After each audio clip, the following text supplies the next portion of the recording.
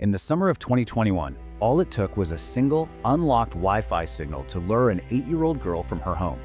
Her disappearance set off a massive manhunt, sure, but it also unearthed a really chilling pattern of fear that had been haunting the city of Tumen for decades.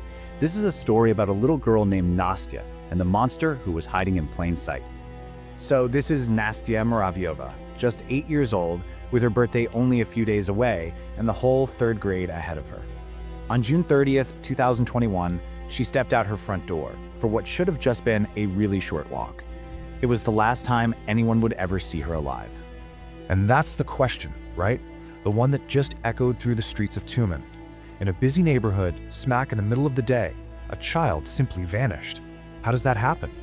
Well, the answer would lead investigators down a winding path of false leads, dark theories, and ultimately, a horrifying discovery. To really understand what went so tragically wrong, we need to go back. We have to walk through the final hours of Nastia's life and try to see the world through her eyes. Her last day began with something so simple, so modern for a kid. She just wanted to find a Wi-Fi signal to download a game. She left her home around 10 in the morning, headed for the building right next door. The very last time she was clearly seen, she was on a store's security camera, just a little girl buying a snack, and then nothing. By that evening, the silence was just deafening. She was gone. And right from the start, the search for Nastia was crippled by the realities of her life. She lived in a pretty rough neighborhood known as Lesabaza, a part of town with few cameras, not even great streetlights. Her home life was unstable, and critically, the phone she was carrying didn't have a SIM card. That made her electronically invisible. There had been warnings sent to Child Protective Services, but tragically, it seems they went unanswered. So with no digital footprint to follow, the search for Nastia basically became a ground war. The entire city mobilized, but in their desperation, they were chasing shadows and false leads right from the very beginning. Think about what this number really means for a second. Over 5,500 times, Nastia's face was looking out from a flyer, on a lamppost, in a shop window, at a bus stop. A whole city of volunteers, police, and worried parents were combing through every dark corner, all driven by this desperate, fading hope. But the investigation itself was just a maze of dead ends. The day after she vanished, a neighbor in the very building she was heading to died by suicide. Was it related? Then you had all these reports of a mysterious man in a white car. A journalist even accused a local eccentric, only for police to discover the man had a perfect alibi. Every single lead just consumed precious time and led them further into the dark. As the weeks passed with absolutely no sign of Nastia, this cold dread started to settle in. The city's old ghosts began to stir, and people started to wonder if her disappearance was connected to a nightmare that had actually been unfolding for over 20 years.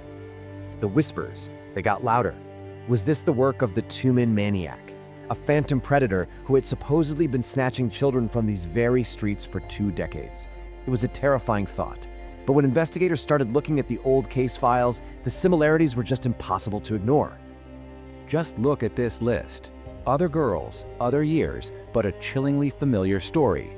Anya Anisimova, who vanished in 2010, honestly could have been Nastia's sister. But look closer. Look at the most unsettling detail of all. Strabismus, a condition where the eyes don't align perfectly. Anya Bukrina, Alyona Emamova, Nastia Lajkina, and now Nastia Moraviova. All of them had it. This couldn't just be a coincidence. And you know, criminal profilers had already painted a portrait of this man years ago. He wasn't some monster lurking in the shadows. He was hiding in plain sight. He is inconspicuous, likely a family man with a daughter. He doesn't raise suspicion. The terrifying reality was, the killer could be anyone. For weeks, the search continued, with absolutely no breakthroughs.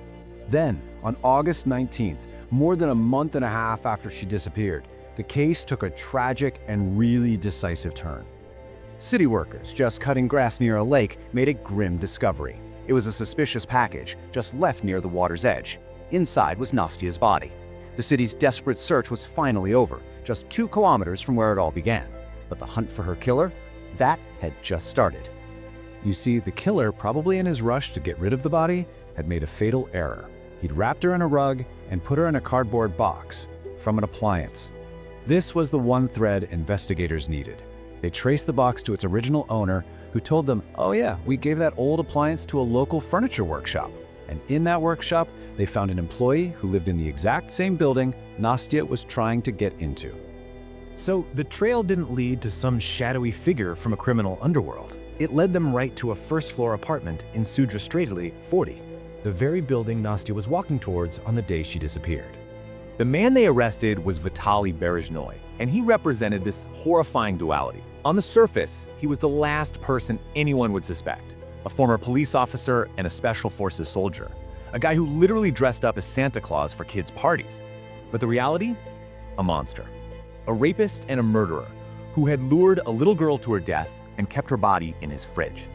Under interrogation, the whole horrifying story just came out. Berezhnoy admitted it all. He said he was drunk and high when he saw Nastia on the landing, just looking for that Wi-Fi signal. He lured her into his apartment, he assaulted her, and then he strangled her. And for over a month, while an entire city was out looking for her, her body was hidden in his refrigerator, just a few floors below her own family.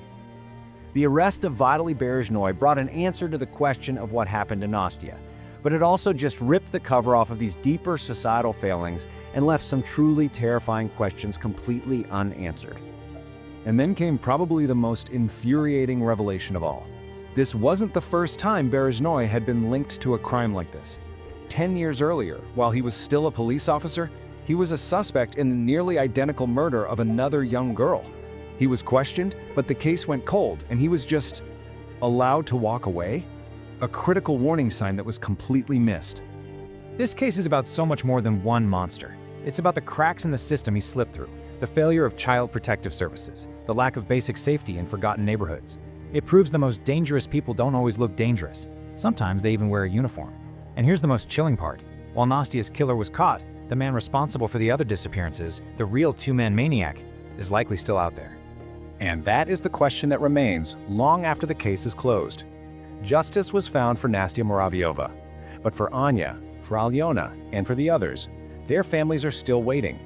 And the city of Tumen is still haunted by that one question: who took the other children?